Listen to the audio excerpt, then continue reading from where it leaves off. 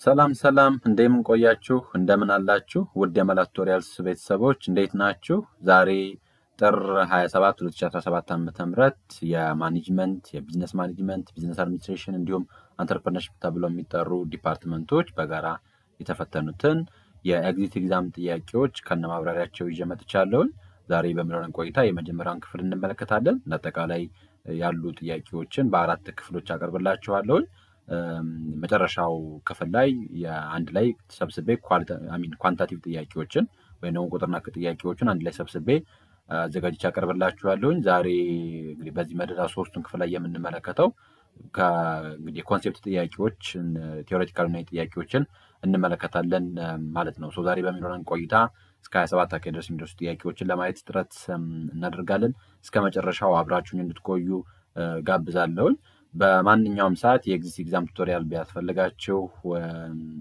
ከስር በማስቀመጥላችሁ ዲስክሪፕሽን በማስቀመጥላችሁ ስልክ ልታዋሩ ትችላላችሁ በተለይ የቀጣይ ዓመትም ላይ ኤግዚት ኤግዛምን የምትወስዱ በማንኛውም ሰዓት የኤግዚት ኤግዛምን የምትወስዱ የማኔጅመንት የቢዝነስ ማኔጅመንት እንዲሁም የቢዝነስ አድሚኒስትሬሽን ተማሪዎች ካላችሁ እንዲሁም ስልጠናዎችን በኦንላይንም ደግሞ ቀጣይ ዓመት ጀምሮ በአካልም መስጠት ስለምጀምር ስልጠናዎችን የምትፈልጉ ልጆች ልታዋሩኝ ትችላላችሁ እንዳልኳችሁ ዲስክሪፕሽን ኤሪያ ላይ ስልኬን አስቀምጥላችኋለሁ ዛሬ ወደ ምንመለከታቸው ጥያቄዎች እንግባ ከመጀመሪያው ጥያቄ እንጀምራለን እያንዳንዱን ጥያቄ በተቻለ መጠን ሰፋ ካለ ማብራሪያ ጋር እንመለከታለን question number 1 ABC company wants to differentiate its brand by delivering a products that competitors are unable to offer the difference such differentiation criteria are A. Distinctiveness B. Profitable C. Communicable D.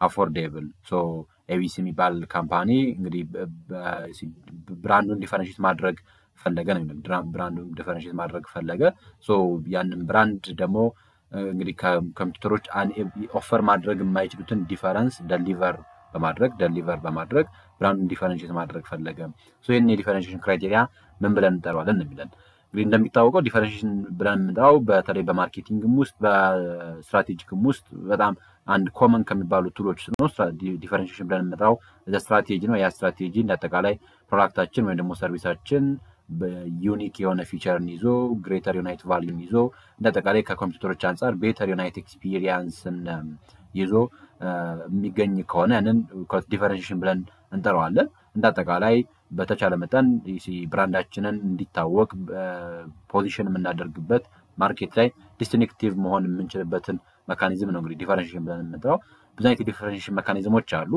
የፕሮዳክት ዲፈረንሺየሽን አለ አንዳንድ ለየት ያለ ዩኒክ ፊቸር ያለው ዩኒክ ዲዛይን ያለው ዩኒክ ኳሊቲ ያለውን አይተም ደሊቨር በማድረግ በፕራይስ ዲፈረንሺየት ይደረጋል ያ ማለት ከዚህ አሁን አፎርዴብል ከሚለው አንፃር በፕራይስ በተለያየ አይነት ኮንቴክስት ሰዎች የተለያየ ፕራይስ ምሳሌ ሴት በማድረግ በፕራይስ ዲፈረንሺየት ይደረጋል በብራንድ ዲፈረንሺየት ይደረጋል ስትሮንግ የሆነ ሪኮግናይዜብል የሆነ በተለያየ አይነት ኮንቴክስት በብራንድ ዲፈረንሺየሽን አለ ብራንድ ዲፈረንሺየሽን ከዛ በተጨማሪም የሰርቪስ ዲፈረንሺየሽን አለ ከስተማይዝድ የሆነ ሱፔሪየር ናይት ሰርቪስ በመስጠት ዲፈረንሺየት ማድረግ ይቻላል እንዲሁም ፐርሰናል ናይት ዲፈረንሺየሽን አለ የስኪልድ የሆኑ በጣም ፍሬንድሊ የሆኑ አይነት ሰራተኞችንም በመቅጠር ዲፈረንሺየት ማድረግ እንችላለን እንደተቃላይ አሁን ከነዚህ ውስጥ ማንኛው ክራይቴሪያ ነው ስንል የበለጠው ክራይቴሪያ በተለይ በብራንድ ዲፈረንሺየት የምናደርግ ከሆነ ብራንድ ሞር ደግሞ ዩኒክ ነው ብራንድ ዲስቲንክቲቭ ነው ከዚህ አንፃር የዚህኛው የዲፈረንሺየሽን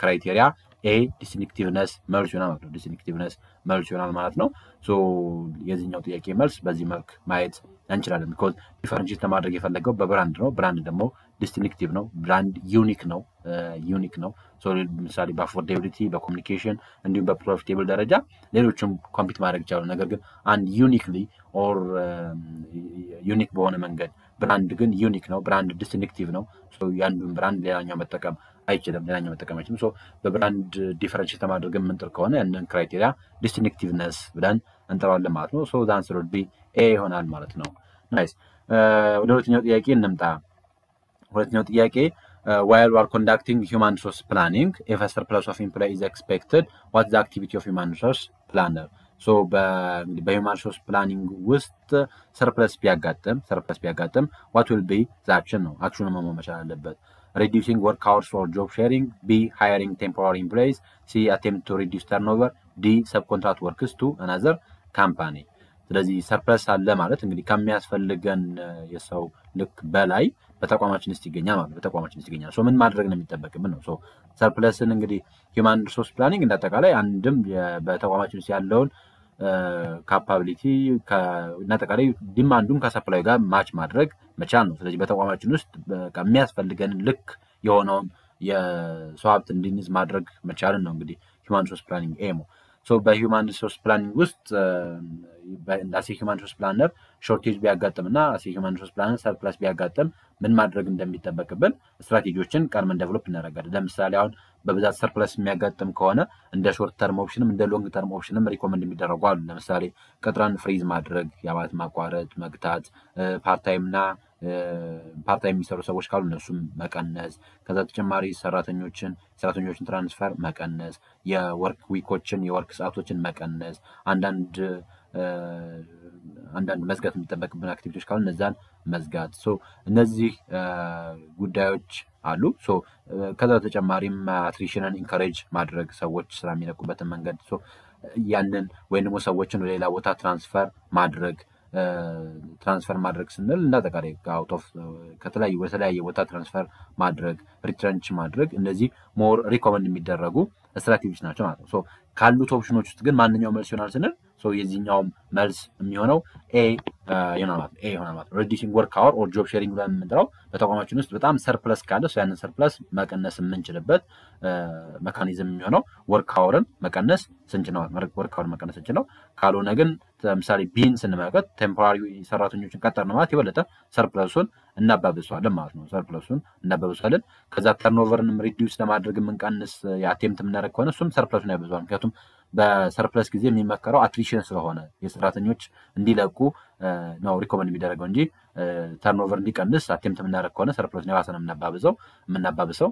ከዛ ተጨማሪም ሰብኮንትራት የምናደርግ ከሆነ ስራዎችን ሌሎች ካምፓኒዎች እንዲሰሩትም ሰብኮንትራት አድርገን አውትሶርስ የምናደርግ ከሆነም እሱም የበለጠ ሰርፕለስ ኦፍ ኢምፕሎይን የበለጠ ነው የሚጨምረው። ሶ ያንን ሰርፕለስ ማኔጅ ማድረግ የምንችለው ምን ማድረግ ስንችል ነው ስንል ዳንሰር ውድ ቢ ኤ ይሆናል ማለት ነው።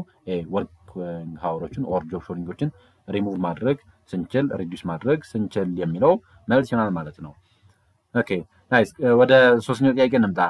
all of the following are ways to deal with organizational politics except so ከሚከተሉት ውስጥ እንግዲህ ኦርጋናይዜሽናል ፖለቲክስን ዲል ለማድረግ እንጠቀምበታለን ከአንዱ በስተቀር what is it ነው ምንድነው ስንል ኤ remove uncertainty፣ B remove ambiguity፣ C reward political skill፣ D provide slack resource። እንግዲህ ከኦርጋናይዜሽናል ፖለቲክስ ስንል ኦርጋናይዜሽናል ፖለቲክስ እናጠቃላይ አንድ በተቋማችን ውስጥ የሚገኝ ኢንፎርማል ዩናይት ኢፈርት ውሳኔዎችን ሊሆን ይችላል ፓወሮችን ጌን ለማድረግ የምናደርገው ነገር ግብን ለማሳካት የምንሄድባቸው መንገዶችን ነው እንግዲህ ፖለቲክስ ብለን የምንጠራው።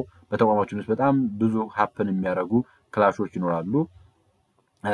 እንግዲህ በተለይ እንደሚታወቀው በተቋማችን ውስጥ ሊሚትድ ዩናይት ሪሶርስ ነው። ሶ ያንን ሊሚትድ ዩናይት ሪሶርስ ለመቀራመጥ ከማሰብ አንፃር በተቋማችን ውስጥ ፖለቲክስ ይኖራል። ብዙ ጊዜ ፖለቲክስ በተቋም ደረጃ እንዳጠቃላይ ፖለቲክስ ኔጌቲቭ ዩናይት ኮኖቴሽን ያለው ነገር ግን ሁሌም ፖለቲክስ እንደዛ ማለት ብቻ አይደለም። ምክንያቱም በብዛት የፖለቲክስ ሲባል ከማኒፑሌሽን ጋር ከጥቅመኝነት ጋር ከፋቮሪዝም ጋር የሚገናኝ ስለሆነ በብዛት ያለው ኮኖቴሽን ለፖለቲክስ ያለው ኔጌቲቭ ነው። ነገር ግን ፖለቲክስ በሙሉ ባድ አይደለም። ሶ they are not inherently bad ተብሎ ይጠራሉ። ምክንያቱም በጣም ኮምፕሌክስ የሆነ የኦርጋናይዜሽናል ዳይናሚክሶችን ናቪጌት ለማድረግ በጣም አስፈላጊ የሆነ ኤሌመንት ነው። በደንብ ዲፔንድስ አፖን አወር ማኔጅመንት እኛ ማኔጅመንት ላይ ዲፔንድ የሚያደርግ ነገር ነው። በኦርጋናይዜሽናል ቢሄቪየር ውስጥ እንደነ ኮንፍሊክትንም ሌሎችንም ስትረስን ምናምን ስንመለከት ሶ በደንብ ማኔጅ ካልተደረጉ በጣም መጥፎ ሊሆን ይችላሉ። ነገር ግን ማኔጅ ማድረግ የምንችል ከሆነ ኢቨን ኮንፍሊክትም ኢቨን ስትረስም ኢቨን ፖለቲክስም በጣም ጠቃሚ ነገሮች ናቸው። ሶ እነሱ ማኔጅ ማድረግ መቻል ይጠበቅብናል። እሱ የኛ ማኔጅመንት ላይ ዲፔንድ የሚያደርግ ነገር ነው። ስለ ፖለቲክስ ስናነሳ ይሄ ኦርጋናይዜሽናል ቢሄቪየር ላይ እንግዲህ ሁለት አይነት አንቲሲደንቶች አሉ ፖለቲካል ቢሄቪየሮች በተቋማች ደረጃ እንዲታዩ። አንደኛው ኢንዲቪጁዋል የሆነ ፋክተር ነው፣ ሌላኛው ደግሞ ኦርጋናይዜሽናል ዩናይት ፋክተር ነው። ሶ ኦርጋናይዜሽናል ፋክተር ብለን የምንጠራው በተቋም ደረጃ ያለ ፋክተር አንድ አንቲሲደንት ይሆናል የሆነ ፖለቲካል ዩናይት ቢሄቪየሮች እንዲታዩ የሚያደርግ ይሆናል ማለት ነው። የፖለቲካል ቢሄቪየሮች ምንድናቸው እነዚህ ኦርጋናይዜሽናል ፋክተር ስንል የሪሶርስ ስኬርሲቲ፣ የሮል አምቢጊዩቲ፣ አንክሊር የሆነ የኢቫሉዌሽን ሲስተም ካለ ከዛ እንዳጠቃላይ ያለው የዲሲሽን ሜኪንግ ሲስተም እነዚህ ነገሮችን እንዳጠቃላይ ኢቭን የሊደርሺፕ ስታይል ብለን የምንጠራቸው ጉዳዮችን ከኦርጋናይዜሽናል ፋክተር አንፃር ክላሲፋይ እናደርጋቸዋለን ማለት ነው።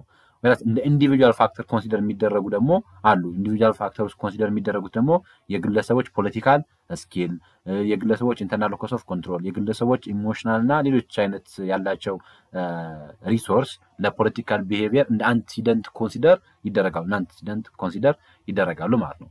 ሶ ይሄኛው ጥያቄ ደግሞ እየነገረን ያለው ከሚከተሉት ውስጥ ማንኛው ነው ስለ ኦርጋናይዜሽናል ፖለቲክስ ዲል የሚያደርገው ኤክሴፕት ስለሚል ሶ ኦርጋናይዜሽናል ፋክተር የሆነው ማንኛው ነው የሚል ስለሆነ here the answer would be C ሪዋርድ ፖለቲካል ስኪል የሚለው because ፖለቲካል ስኪል ኢንዲቪጁዋል ፋክተር ውስጥ ስለሚመደብ ማለት ነው።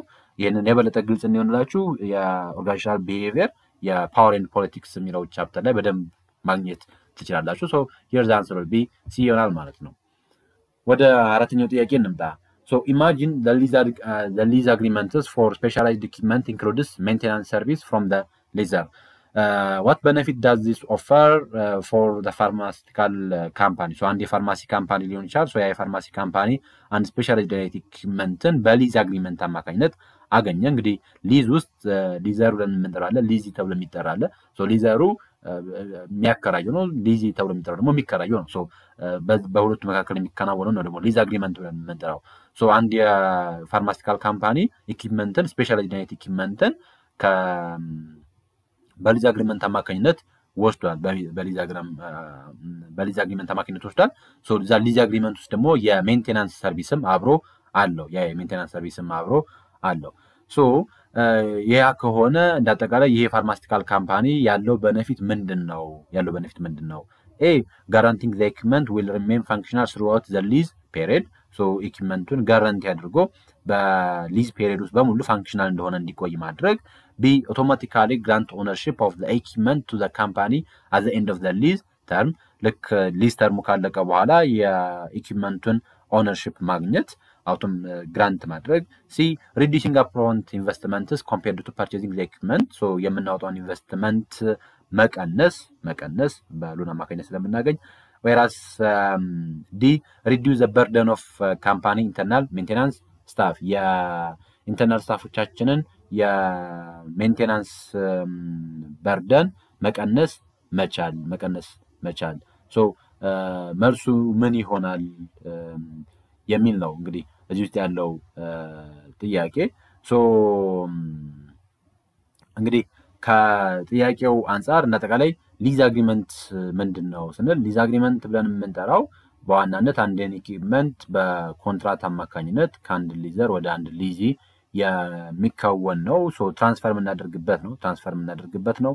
ሶ ኦነርሺፕ አይኖረውም ሊዝ አግሪመንት ውስጥ ኦነርሺፕ አይኖረውም። ያ ማለት በተለይ በሊዝ ፔሪድ ውስጥ ምንም አይነት ኦነርሺፕ አይኖረውም። የዛ ነው የሚሆነው። ነገር ግን የሊዝ ፔሪዱ ካለቀ በኋላ እንደ ስምምነታቸው ምን ይኖራል? እንደ ስምምነታቸው እንደ በሊዘሩና በሊዙ መካከል እንዳላቸው ስምምነት ምን ይሆናል ስንል የሚያገኙት ለምሳሌ አንድን ማሽን ተከራይቶ ሊሆን ይችላል አንድ የፋርማሲቲካል ካምፓኒ። ሶ ያን ማሽን በሊዝ ከሆነ የተከራየው ስለዚህ ልክ ያ የሊዝ ፔሪዱ ካለቀ በኋላ ወይ አይተሙን ጠቅሎ ሊገዛው ይችላል ወይንም ደግሞ ያን አይተም ሊመልስ ይችላል። ሶ የሊዝ ፔሪዱ ካለቀ በኋላ ሜቢ ኦነር ሊሆን ይችላል ኦር ደግሞ ላይሆንም ይችላል። ሶ it depends upon their agreement አግሪመንታቸው ላይ ዲፔንድ ያደርጋል። ነገር ግን እንዳጠቃላይ ሊዝ አግሪመንት ብለን የምንጠራው ያለምንም ኦነርሺፕ አንድን አይተም ለምንም እናደርግበት ከሊዘሩ ወደ ሊዚው የምንሰጥበትን መንገድ ያንን ሊዝ አግሪመንት ብለን እንጠራለን ማለት ነው። ሶ አንድ የሊዝ አግሪመንት ውስጥ የሜንቴናንስ ሰርቪስ የሚካተት ከሆነ ምን ቤኔፊት ያገኛል ስንል እንደሚታወቀው እንግዲህ የሊዝ አግሪመንት ተብሎ የሚጠራው ከሊዘሩ ወደ ሊዚው አንድን አይተም አንድን ኢኩዊፕመንት ያለ ኦነርሺፕ ትራንስፈር የምናደርግበት ሜካኒዝም መካከል እንደተቃለ ደግሞ ሊዚው ደግሞ ለዛ ፔሪድ የሚሆን ክፍያን ከዛ በተጨማሪም የተለያዩ ሜንቴናንስ ጉዳዮችን ምናምን ሁሉ ይከውናል። ነገር ግን አንዳንድ አግሪመንቶች ውስጥ ምን ያካትት ይችላል ማለት ነው ሊዘሩ የሜንቴናንስ ሰርቪስን ሊሰጥ ይችላል ሊዘሩ አይተሙን የሚያከራየው ያ ሆነ ማለት እንዳጠቃላይ በዛ ሂደት ውስጥ በዛ ጊዜ ውስጥ እንዳጠቃላይ በዛ የሊዝ ተርም ውስጥ ወይ ደግሞ በዛ የሊዝ ፔሪዮድ ውስጥ አንድ ኢኩዊፕመንት ፋንክሽናል ሆኖ መቆየት እንዲችል ሚናውን የሚወጣው ማን ይሆናል ማለት ነው ሊዘሩ ይሆናል ማለት ነው ሶ ከዚህ አንፃር መልሱ ኤ እና ዲ የመሆን ቻንስ አላቸው ነገር ግን የበለጠ ሞር መልስ የሚሆነው ኤ ነው ዲ ምክንያቱም ያንን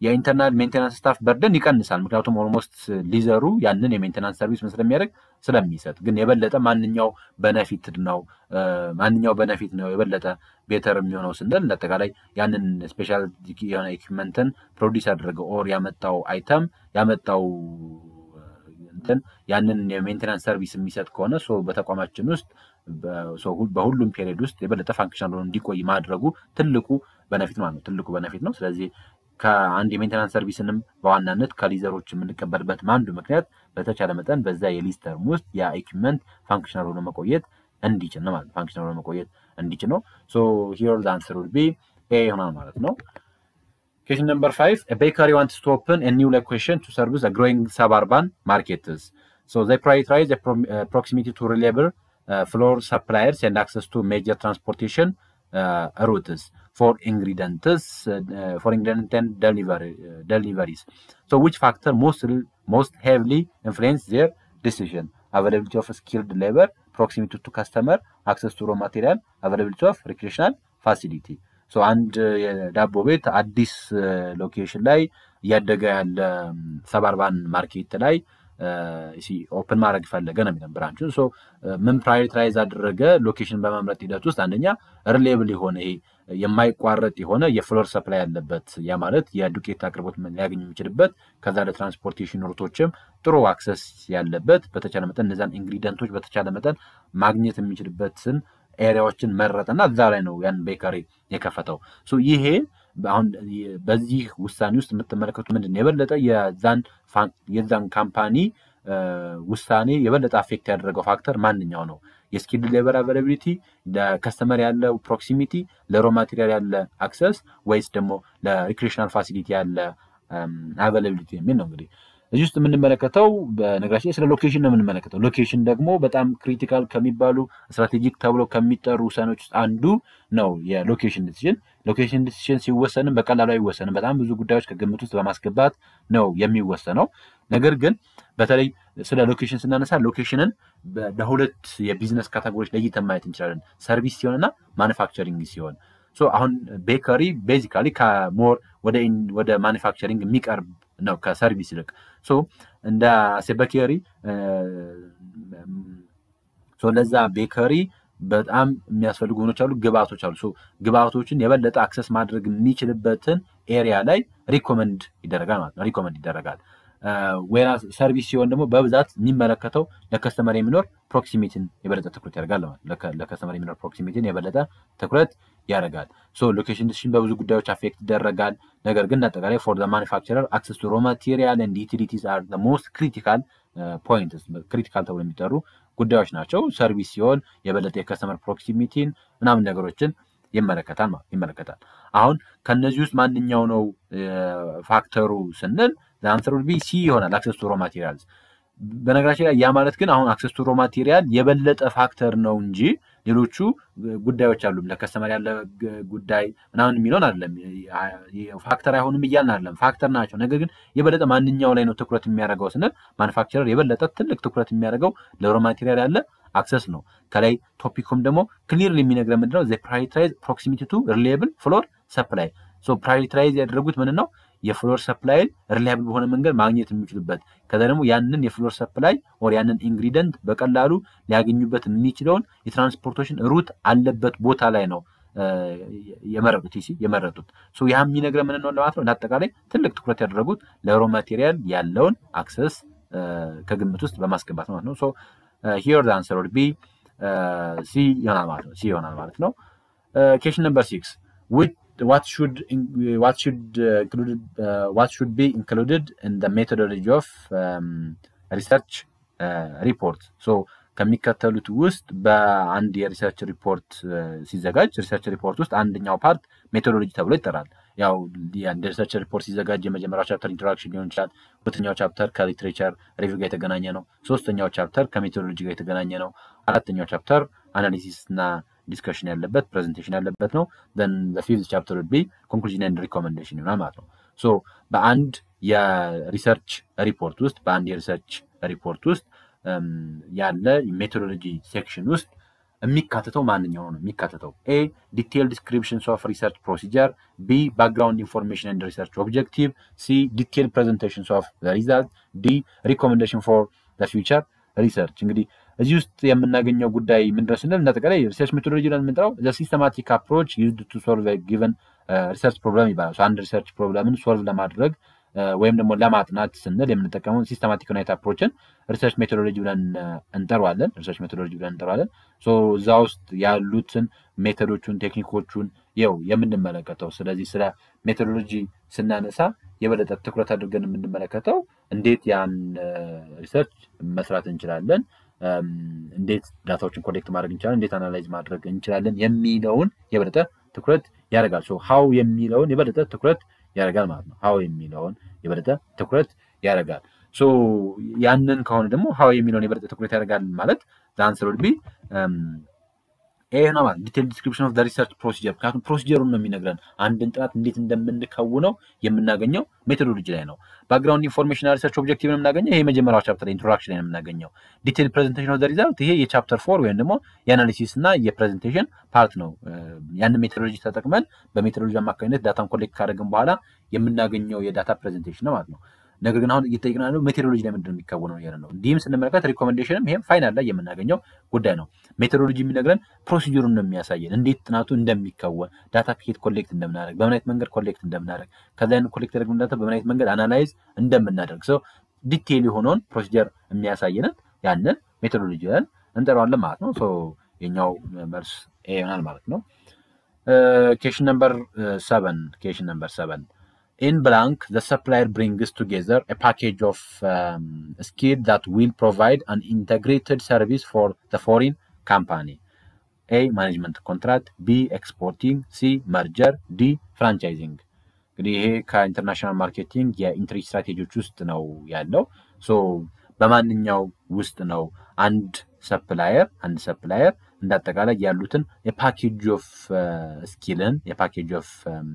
ስኪልን እንግዲህ እንደ አንድ የሰርቪስ ኢንተግሬት አድርጎ ለአንድ የፎሪን ካምፓኒ የሚሰጥበትን መንገድ ምን ብለን እንጠራዋለን? ማኔጅመንት ኮንትራክት ነው? ኤክስፖርቲንግ ነው? መርጀር ነው? ወይስ ፍራንቻይዚ ነው ስንል እንግዲህ ይህን የበለጠ በደንብ እንትኖቹን ማየት መቻል ይጠበቅብናል።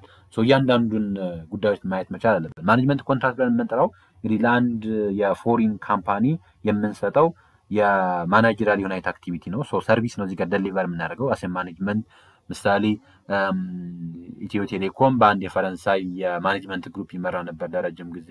ብዙ አየር መንገድ ወደ ኢትዮጵያን ሙሉ ለሙሉ ተጠቃሎ ማኔጅመንቱ ከመምጣቱ በፊት አሜሪካኖች ለረጅም ጊዜ ማኔጅ ያደርጉት ነበረ ስንል እዛ ውስጥ የምናገኘው ምንድነው ስንል እናጠቃላይ እዛ ውስጥ የተለያዩ በተለይ ቴክኒካሊ ሆኑ ሊሆን ይችላሉ ማናጀሪያል ዩናይት ክህሎቶች ስኪሎች ኦፕሬሽናል ዩናይት ስኪሎች ደሊቨር ይደረጋሉ። ሶ ሰርቪስ ነው ደሊቨር የሚደረገው። ሶ ከዚህ አንፃር ማኔጅመንት ኮንትራክት ብለን የምንጠራው ማኔጀሪያል የሆነውን ታስክ የአንድን ተቋም ማኔጀሪያል የሆነ ጉዳይን የአንድን ተቋም ዴይሊ ኦፕሬሽን የአንድን ተቋም እንግዲህ ያለውን የቢዝነስ ኦፕሬሽን ማኔጅ የሚያደርግ ከሆነ ሶ ሰፕላየሩ እዛ ውስጥ ምንድነው የሚያደርገው? ሰርቪስ ነው ደሊቨር የሚያደርገው። እዛ ሰርቪስ ደሊቨር በማድረግ ውስጥ ደግሞ ምንድነው ደሊቨር የሚያደርገው ስንል በዛ ሰርቪስ ውስጥ ደሊቨር የሚደረገው ያለውን ስኪል ነው ደሊቨር የሚያደርገው። ሶ ያንን መምረጥዋን ማለት ማኔጅመንት ኮንትራክት ብለን እንጠራዋለን። ኤክስፖርቲንግ እንዳጠቃላይ አንድን አይተም ሺፕ አድርጎ ፎሪን ማርኬት ላይ ወስዶ መሸጥ ነው። ስለዚህ ያንን ኤክስፖርቲንግ ብለን እንጠራዋለን ማለት ነው። ወራስ መርጀር አንድ ቢዝነስ ከሌላ ቢዝነስ ጋር በመሆን አንድ ላይ የሚከውነውን ሚቹዋል ዩናይት አግሪመንትን ነው መርጀር ብለን የምንጠራው። አዲስ ካምፓኒ ክሬት የሚያደርጉበት ምናምን ነገር ነው ያን መርጀር ብለን የምንጠራው ሶ የበለጠ ቢዝነስን ለማሳደግ የምንከውነው ነው መርጀር ተብሎ የሚጠራው። ፍራንቻይዚ ያንድን ካምፓኒ ኢንተሌክቹዋል ፕሮፐርቲ እንግዲህ በመከራየት ያንድን ለተከራዩን ደግሞ የሮያሊቲ ክፍያ በመክፈል የምንከውንበት ሜካኒዝም ነው ፍራንቻይዚ ብለን የምንጠራው። ግን ሂር ለማኔጅመንት ኮንትራክት ብለን የምንጠራው ሶ አሴ ማኔጅመንት እንደ አንድ ማናጀሪያል ምሳሌ ሰርቪስ ዴሊቨር የሚያደርግ XYZ የሚባል የማኔጅመንት ኮንትራክት የሚሰጥ ቡድን ሊኖር ይችላል። ሶ ያ ምንድነው የሚያደርገው ማለት ነው በየተለያዩ ሀገራቶች እየዞረ ምን ያደርጋል የማኔጅመንት ምን ይፈልጉ የማኔጀሪያል የሆነ ታስኮችን ሃንድል እንዲያደርጉ ለምሳሌ ሆቴል ቤቶች በዚህ በጣም ብዙ ሆቴል ቤቶች የዚህ አይነት ሞዴሎችን ይከተላሉ። የዚህ አይነት ሞዴሎችን ያ ማለት ሙሉ ማኔጀሪያል የሆነውን ስራ የሚሰሩት ከውጭ የሚመጡ ተቋማቶች ናቸው ማለት ከውጭ የሚመጡ ተቋማቶች ናቸው። ሶ ለአንድ የፎሪን ካንትሪ የምንከውነው የማኔጀሪያልን ታስክ ያንን ማኔጅመንት ኮንትራክት ብለን እንጠራዋለን ማለት ማኔጅመንት ኮንትራክት እንጠራዋለን። ሶ here the answer would be A ይሆናል ማለት ማኔጅመንት ኮንትራክት ይሆናል ማለት ነው። Question number 8. Which of the following factor must not be included in an agreement within a foreign channel member? So foreign channel members ጋር ወይ ደግሞ ለተቃለ ካንድ ባንድ foreign channel ጋር በመንከውን አግሪመንት ውስጥ የማይካተተው ፋክተር ማንኛው ነው? የማይካተተው ፋክተር duration of the agreement, name and address of the both party, political affiliations of both party, definitions of sales territory የሚለን ሶ አሁን ይሄ ምንድነው ስንል እንግዲህ አንድ ፎሪን ካንትሪ አሴ ፎሪን አንድ ኢንተርናሽናል ቢዝነስ ላይ ወይም ደግሞ እንግዲህ አንድ ፎሪን ማርኬት ላይ ሄደን አይተሞችን ስንሸጥ እዛ ካሉ ዲስትሪቢዩተሮች ጋር ሊንክ እናደርጋለን። ሶ ለምሳሌ አንድ የኬንያ ድርጅት መጥቶ ኢትዮጵያ ውስጥ ሲሸጥ ኢትዮጵያ ውስጥ ካሉ ዲስትሪቢዩተሮች ጋር ሊንክ ያደርጋል። ሶ ከዛ ቻናል እንግዲህ ከዛ ያንድ የፎሪን ቻናል ጋር አግሪመንት ይኖራል። ሶ ከዛ አግሪመንት ውስጥ እንደ ቁልፍ ያልሆነው ፋክተር ማንኛው ነው? ቁልፍ ያልሆነው ፋክተር ማንኛው ነው ስንል ለተቀላይ መሰረታዊ የሚባሉ ፋክተሮች አሉ። ምሳሌ የዲስትሪቢዩተሩን ስትሬንግዝ እንዲሁም የክሬዲቶር ቢዝነስ እንመለከታለን፣ ሴል ፐርፎርማንሱን እንመለከታለን፣ የት ቦታ ሪች ሊያደርግ ይችላል የሚለውን ከዛ በተጨማሪ ከኛ ፕሮዳክት ጋር ያለውን ኮምፓቲቢሊቲ እንመለከታለን፣ ስለ ፕሮዳክቱ ስለ ማርኬቱ ያለውን እውቀት እንመለከታለን። ብዙ የምንመለከታቸው ጉዳዮች አሉ። ዊሊንግነስ እንመለከታለን፣ የካምፓኒ ሳይዝ እንመለከታለን፣ የካምፓኒውን ኢሜጅ እና ሬፑቴሽን እንመለከታለን። ሶ እነዚህ ጉዳዮች በሙሉ ኮንሲደር የሚደረጉ ፋክተሮች ናቸው። ከዛም በተጨማሪ እንግዲህ አግሪመንቱ ስንገባ አንደኛ የአግሪመንቱን ዱሬሽን ማስቀመጥ መቻል አለብን። ሶ ያ ቻናል ለምን ያክል ጊዜ ያንን አይተም ምን እንደሚያደርግልን እንግዲህ ያ ቻናል ብለን የጠራነው ምሳሌ አይተሙን ከአንድ ቦታ ሌላ ቦታ ሙቭ የሚያደርግ ዲስትሪቢዩተር ከሆነ ሶ እሱን ከግምት ውስጥ እናስገባለን። ሶ ዱሬሽን ኦፍ አግሪመንቱ ለምን ያክል ጊዜ ነው ያን ስራ የሚሰራው። ከዛ በተጨማሪ ደግሞ ኔም ኤንድ አድረስ ኦፍ ቦዝ ፓርቲ ሶ የፓርቲዎቹ የዛን አግሪመንት የሚገቡት ከግምት ውስጥ ይገባል። ከዛ ሴል ቴሪቶሪውንም ዲፋይን ማድረግ መቻል ይጠበቅብናል። ማለት ያንን የት ቦታ መሸጥ እንዳለበት የት ቦታ ላይ ምክንያቱም ዲፋይን መደረግ መቻል አለበት እንደ አንድ የቻናል አግሪመንቶችን በመንገባበት ጊዜ ምክንያቱም በኋላ ላይ እዚህ ቦታ ላይ አልተሙን አልሸጥክም እንደምን አልሸጥክም የሚናይት ኔትወርኮች እንዳይኖሩ ሶሻል ቴሪቶሪዎች ዲፋይን ይደረጋሉ። ነገር ግን ከዛ ውጭ ያለ ይሄ ፖለቲካል አፊሊዬሽን ማለት የፓርቲዎቹ የፖለቲካል አፊሊዬሽን ግን ማተር የሚያደርግ ጉዳይ አይደለም። ሶ ኢትዮጵያም ውስጥ ያለው ካምፓኒ የፈለገውን አይነት የፖለቲካል ፓርቲ ፎሎ ሊያደርግ ይችላል። ያኛውም ኬንያም ውስጥ ያለው የፈለገውን አይነት የፖለቲካል ፓርቲ ፊል ሊያደርግ ይችላል። ወር ከአሜሪካ የመጣ አንድ አይተምን የሚሸጥ ሊሆን ይችላል። ሶ ዲሞክራት ሊሆን ይችላል፣ ሪፐብሊክ ሊሆን ይችላል። ዳዝንት ማተር ኢትዮጵያ ውስጥ መጥቶ ኦፕሬት ሲያደርግ ሶ ኢትዮጵያ ውስጥ ደግሞ ያለው ኢዜማ ሊሆን ይችላል፣ የብልጽግና አፊሊዬሽን ያለበት ሊሆን ይችላል፣ ኦር ዋትኤቨር አፊሊዬሽን ሊሆን ይችላል። ሶ እሱ ማተር አያደርግም ነው። በተለይ አግሪመንቱ ውስጥ የዚህ አይነት ነገሮች ምን አያደርጉም ማተር አያደርጉም። ያ ማለት ግን ፖለቲካል ኢንቫይሮንመንት ኢምፓክት የለውም እያልኩኝ አይደለም። ግን የፓርቲዎቹ ፖለቲካል አፊሊዬሽን ኢምፓክት አይኖረውም። የአግሪመንት ውስጥ የሚካተት ነገር አይደለም። ልክ አሁን ሪሊጅናቸው ጾታቸው ምናምን እንደማይካተት ሁሉ ልክ እነዛ ሁሉ ፋቮር የሚያደርጉት የፖለቲካል ፓርቲም ኮንሲደር የሚደረግ ነገር አይደለም። ሶ ሲ would be the answer. Nice. ወደ 9ኛው ጥያቄ እንምጣ። Books and public documents are considered as an example of A. primary data source, B. secondary data source, C. questionnaire based data collection method, D. direct observation method ነው የሚለው። እንግዲህ በስታቲስቲክ ውስጥም ሆነ እንዳጠቃላይ በሪሰርች ውስጥ ዳታን ከሁለት ሶርሶች እናገኛለን ፕራይሜሪ እና ሰከንዳሪ ከሆነ ፕራይሜሪ ብለን የምንጠራው ይሄ ኦሪጂናል ዩናይት ኢንፎርሜሽንን ኮሌክት የምናደርግበትን ወይም እንደተጋሪ አንድ ኦሪጂናል ዩናይት ዳታን ፕራይሜሪ ዳታ ብለን እንጠራለን ሰከንዳሪ ዳታ ብለን የምንጠራው ደግሞ ከአሁን በፊት በተለያየ ፐርፐዝ ለተለያየ አይነት ዓላማ ሰዎች ከአሁን በፊት ኮሌክት ያደርጉት ዳታን ሰከንዳሪ ዳታ ብለን እንጠራለን ፕራይሜሪ ዳታዎችን በኢንተርቪው በኬሽነሪ በምናምን መልክ ኮሌክት እናደርጋለን ወይራስ ሰከንዳሪ ዳታዎችን እንጠራቸው ግን ኦልሞስት ፐብሊሽድ ከሆኑ ሶርሶች ከመጽሐፎች የምናገኛቸው ዳታዎች ናቸው ሶ ቡክ እና ፐብሊክ ዶክመንቶችን እንደምን አይነት ኤግዛምፕል ኮንሲደር እናደርጋቸዋለን ስንል እንደ ፕራይሜሪ እንደ ሰከንዳሪ ዳታ ሶርስ ኮንሲደር እናደርጋቸዋለን ኬሽነሪ እና ዳይሬክት ኦብዘርቬሽን ሜተድ is a part of primary data source ናቸው ሶ ከዚህ አንፃር ACD መልስ አይሆንም B will be the answer question number 10 what does financial analysis in project preparation involves so በፕሮጀክት ፕሪፓሬሽን ውስጥ የፋይናንሻል አናሊሲስ ተላልና ፕሮጀክት ፕሪፓሬሽን ፕሮጀክት ማኔጅመንት ውስጥ ያለ ቻፕተር 4 ላይ እናገኘዋለን የበለጠ ዛሬ በደንብ ማየት ይችላልላችሁ በፕሮጀክት ፕሪፓሬሽን ውስጥ የሚሰሩ አሰስመንቶች ኢንቫይሮንመንታል ኢምፓክት አሰስመንት ፋይናንሻል ኢምፓክት አሰስመንት የሚሰሩ የፋይናንሻል አናሊሲስ ይሰራል የኢንቫይሮንመንታል ኢምፓክት አሰስመንት ይሰራል የማርኬቲንግ ዲማንድ አናሊሲስ ይሰራል ቴክኒካል አናሊሲስ ይሰራል ሶ ብዙ አይነት ነገሮች ይሰራሉ ሶ ፕሮጀክትን ፕሪፔር በማድረግ ሂደት ውስጥ ፋይናንሻል አናሊሲስ እንሰራለን ሶ ፋይናንሻል አናሊሲስ ስንሰራ ምንድነው አናላይዝ የሚያደርገው ፋይናንሻል አናሊሲስ ስለምንድነው ትኩረት የሚያደርገው ነው A analyzing financial viability and investment cost B evaluate market potential and customer demand D determining the project raw material and supply need D assessing environmental impact of the project so ከዲን ጀምር D assessing environmental impact of the project is all about environmental impact assessment ተብሎ ይጠራል C determining the project raw material and supply need ይሄ technical analysis ተብሎ ይጠራል B evaluating market potential and customer demand ይሄን ደግሞ market and demand analysis ተብሎ ይጠራል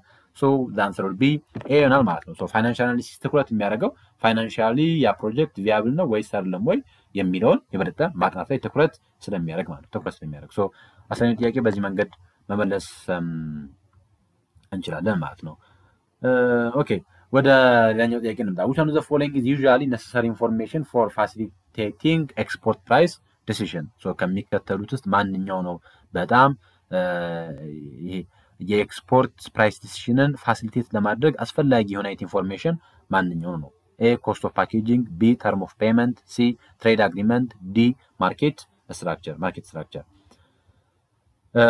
so ማንኛው ነው ስንል እንግዲህ እዚህ ውስጥ የበለጠ ይሄን ጥያቄ በደንብ ማየት መቻል ይተበቅብናል ምክንያቱም ኦልሞስት ሁሉም አስፈላጊ የሆኑ ኤሌመንቶች ናቸው ማርኬት ስትራክቸርም ትሬድ አግሪመንትም ተርም ኦፍ ፔመንትም ኮስት ኦፍ ፓኬጂንግ በተለይ ያንድን ፕሮዳክት ፕራይስ ዲሳይድ በማድረግ ሂደት ውስጥ አስፈላጊ ከሚባሉ መረጃዎች ውስጥ ናቸው ምክንያቱም የማርኬት ስትራክቸሩን በመመልከት ፕራይስ ዲሳይድ እናደርግ እንችላለን ዲሳይድ እናደርግ እንችላለን ለምሳሌ ሞኖፖሊስቲክ የሆነ አይነት ማርኬት ሲሆን ኮምፒቲቲቭ ሲሆን ምክንያቱም ማርኬቱን በመመልከት ብዙ አይነት የማርኬት ስትራክቸሮች አሉ በኢኮኖሚክስ እንደምታውቁት ያን የማርኬት ስትራክቸር በመመልከት ፕራይስንም ዲሳይድ እናደርጋለን እንዲሁም ትሬድ አግሪመንቶችንም በመመልከት ትሬድ አግሪመንቶችን ምክንያቱም አንድን አይተም በተለይ ከኤክስፖርት አድርገን ወደ ውጭ ይዘን ሄደን ስንሸጥ እዛ ውስጥ ያሉ ብዙ አግሪመንቶች ይኖራሉ ሶ እነዚህ ጉዳዮችንም ከግምት እናስገባ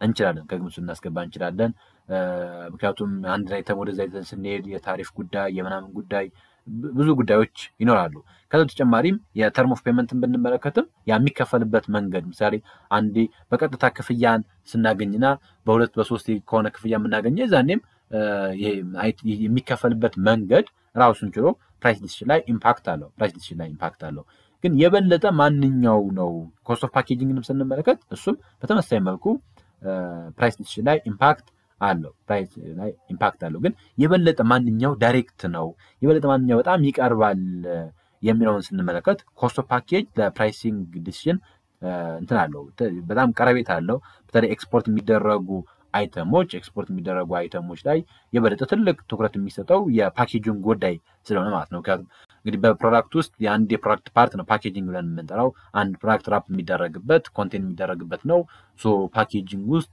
ሶስት አይነት የፓኬጂንግ ሌቭሎች አሉ ፕራይሜሪ ሰከንዳሪ እና ቴሪሸሪ ብለን የምንጠራቸው ሶ እነዚህ ነገሮች በሙሉ አሉ ሶ ያ እንግዲህ ፓኬጂንግ ላይ ከፕሮዳክቱ ባልተናነሰ መልኩ ለፓኬጂንግ ራሱ የምናወጣው ወጪ ልክ በዛው ልክ ትልቅ ሊሆን ይችላል ማለት ነው ሶ ኮስት ኦፍ ፓኬጂንግ የበለጠ ትልቅ መሰረታዊ ከሚባሉ መረጃዎች ውስጥ ነው necessary ከሚባሉት ኢንፎርሜሽኖች ውስጥ ነው ሶ የበለጠ ማንኛው ይቀርባል ከተባለ the cost of packaging is more direct የሆነ የበለጠ ቅርብ ነው ማለት ቅርብ ነው ግን እንዳልኳችሁ ሌሎችም ኦፕሽኖች የሚያስኬድ ነገር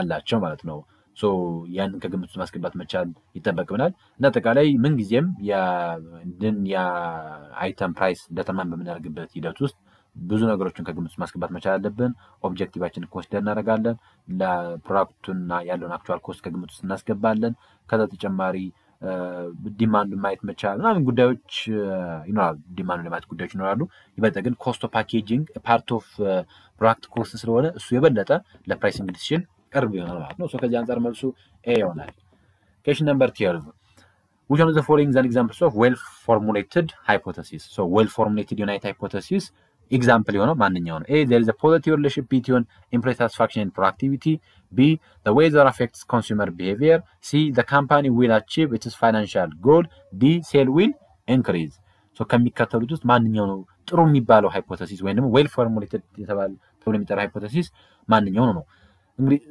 ትንሽ እንትኖችን እንመልከት መገለጫዎችን እንመልከት well formulated የሆነ ወይንም አንድ ሃይፖቴሲስ ጉድ ነው ስንል የመጀመሪያው በጣም ክሊር በሆነ መንገድና ፕሪሳይዝ በሆነ መንገድ መቀመጥ መቻል ይጠበቅበታል well defined በሆነ ተርም መቀመጥ መቻል አለበት ሰዎች በቀላሉ አንደርስታንድ ሊያደርጉት በቀላሉ ሜጀር ሊያደርጉት በሚችል መንገድ መቀመጥ መቻል አለበት ቴስቴብል መሆን መቻል አለበት ያ ማለት ይሄ ቴስት ሊደረግ የሚችል ኦብዘርቭ ሊደረግ የሚችል ፋይናሊ ሜጀር ልናደርገው በሚችል መልኩ መቀመጥ መቻል አለበት ቬግ መሆን የለበትም ማለት ነው ሶ የሆነ ሞራል ስቴትመንት የሚያሳይ መሆን መቻል የለበትም ማለት ነው ሶ ቬግ የሆነና ሞራል ስቴትመንቶችን አቮይድ ማድረግ መቻል አለበት ከዛ በተጨማሪ በተቻለ መጠን ኤግዚስቲንግ ኮናይት ኖሌጅ ጋር ኮኔክት ማድረግ የሚችል ቢሆን የበለጠ ሪኮመንድ ይደረጋል ስፔሲፊክ እና ሊሚትድ ስኮፕ ያለው ናሮ የሆነ እና ከዛ በተጨማሪ ስፔሲፊክ የሆነ ፕላስ ሊሚትድ ናይት ስኮፕ ያለው ቢሆን ሪኮመንድ ይደረጋል ከዛ በተጨማሪ ሪሌሽንሺፕ ስቴትመንት ተብሎ ይጠራል ሶ if it's applicable as much as possible the hypothesis should clearly state the relationship between variables መካከል ያለ ሪሌሽንሺፕን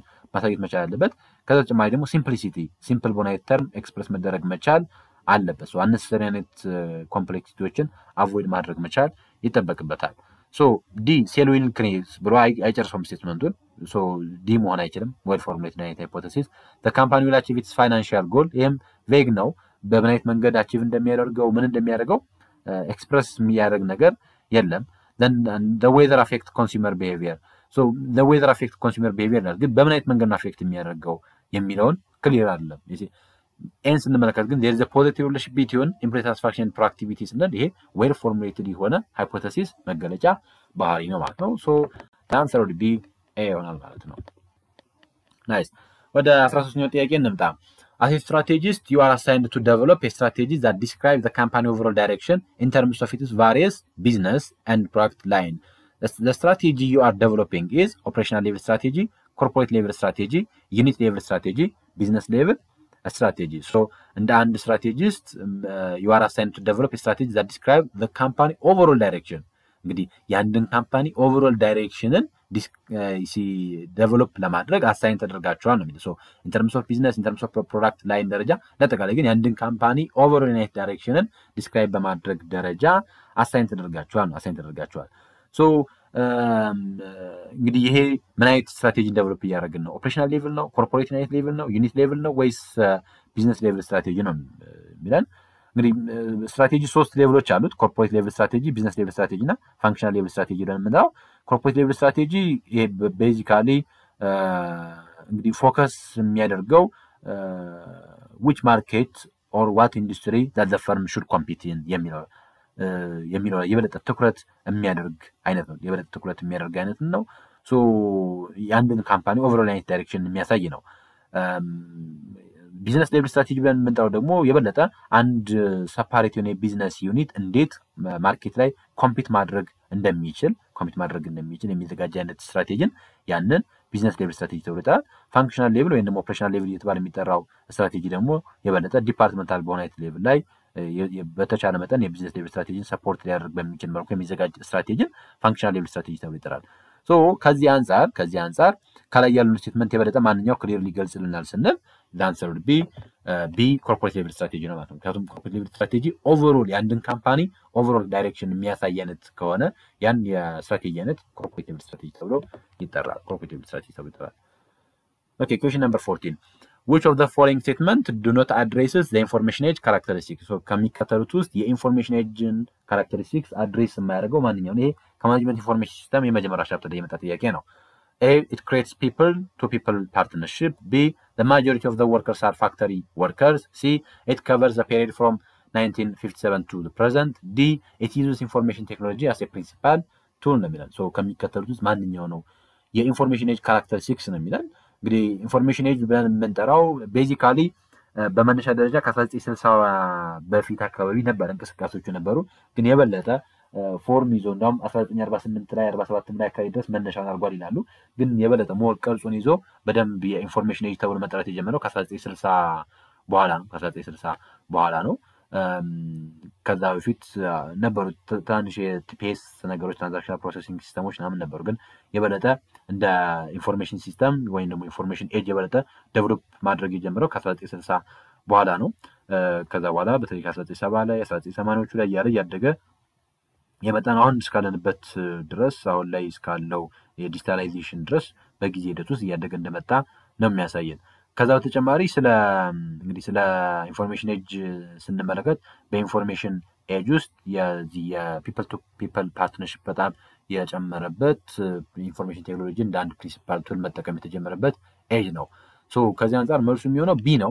ቢ ይሄ ማጆሪቲ ኦፍ ወርከርስ አር ፋክተሪ ወርከር የሚለው ይሄ የኢንዱስትሪያል ኤጅ ተብሎ የሚጠራው የኢንዱስትሪያል ሪቮሉሽን አጠቃላይ ኢንዱስትሪያል ኤጅ ተብሎ የሚጠራው ኤጅ ያለ ነው። እንግዲህ በዓለማችን ውስጥ ብዙ አይነት ኤጆች አሉ።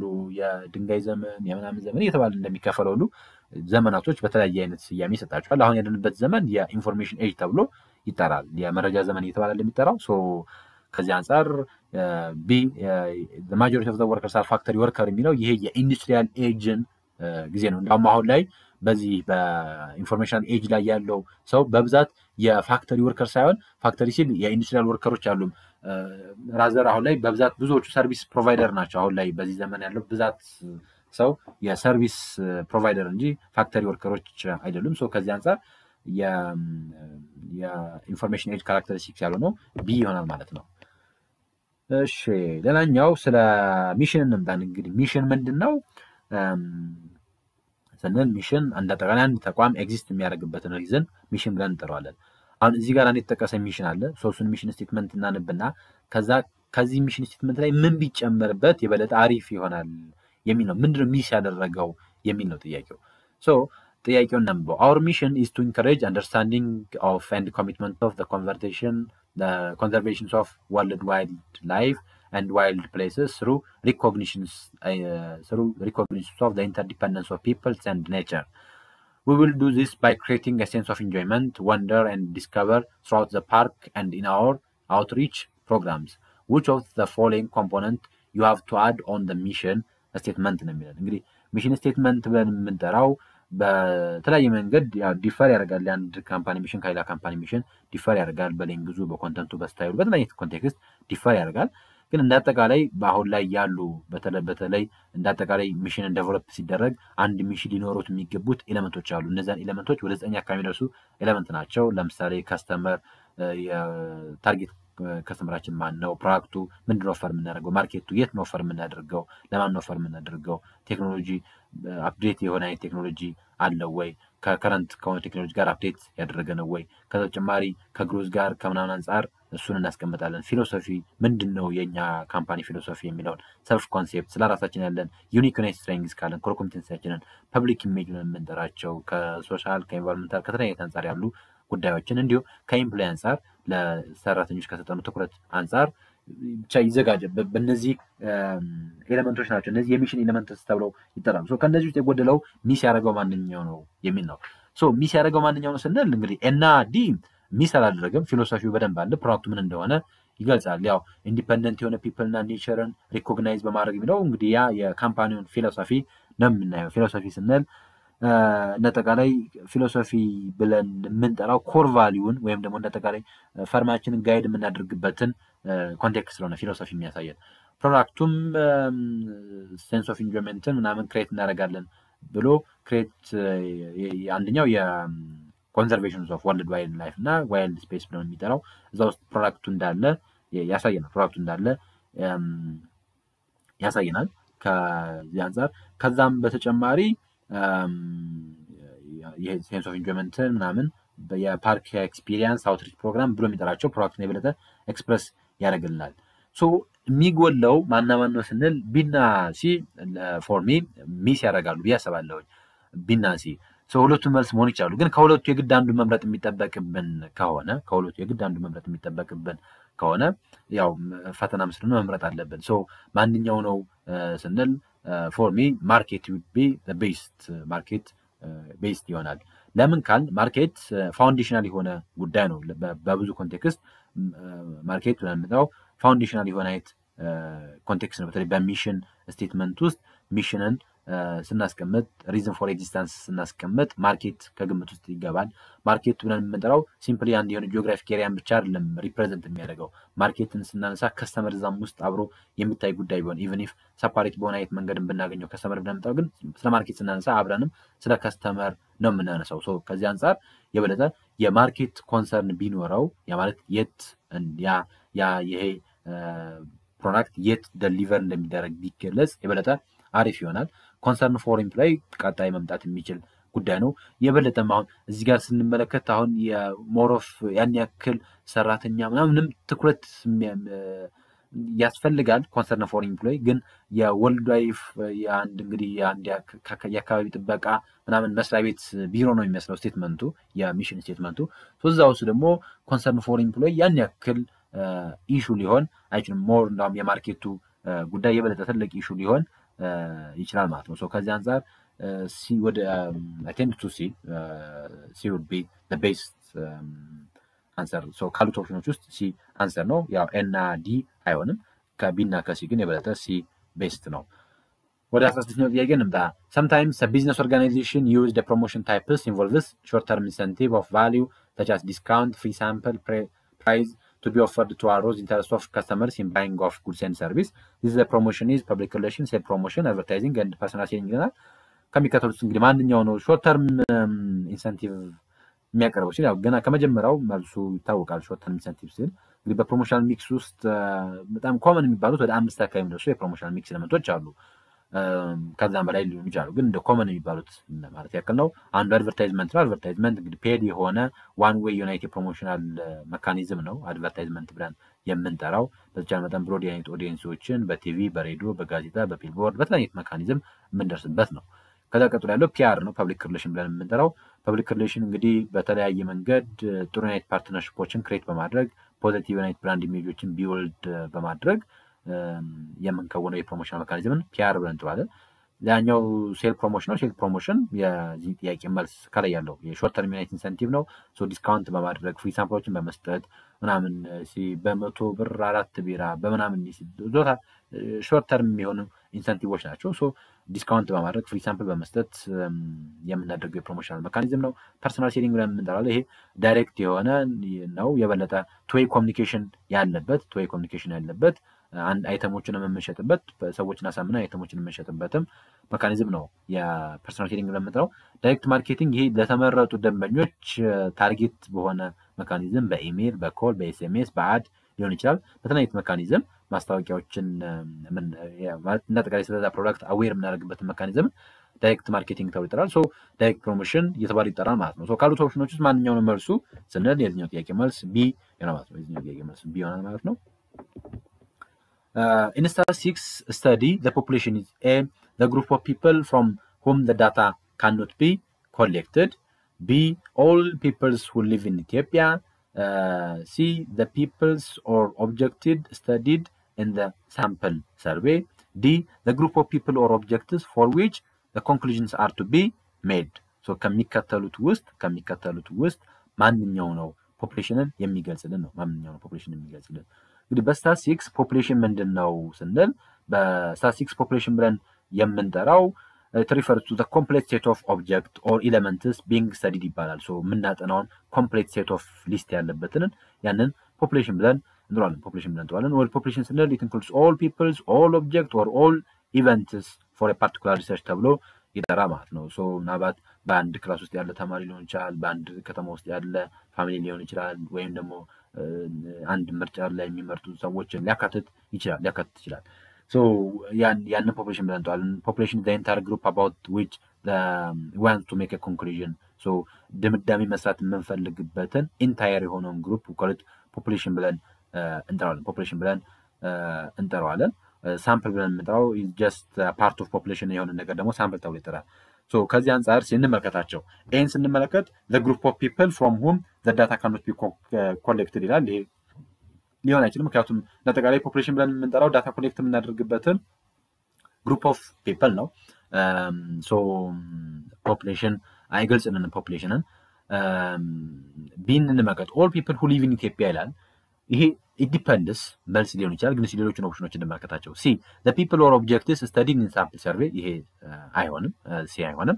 ዲ the group of people or objectives for which the conclusions are to be made. ሶ ይሄ የሰዎችን ግሩፕ ኦፍ ፒፕልን ኦር ኦብጀክትን የሚያሳይ ያ ምን የሆነ ኮንክሉዥን ምን የምናደርግበት ሜድ የምናደርግበት ከሆነ ኮንክሉዥን ሜድ የምናደርግበት ኦር ኮንክሉዥን ሜድ የምናደርግለት ኮንክሉዥንስ አር ቱ ቢ ሜድ የምናደርግለትን ግሩፕ ኦፍ ፒፕል ኦር ኦብጀክትን ፖፑሌሽን ብለን እንጠራዋለን ማለት ፖፑሌሽን እንጠራዋለን። ሶ መልሱ የሚሆነው ዲ ነው።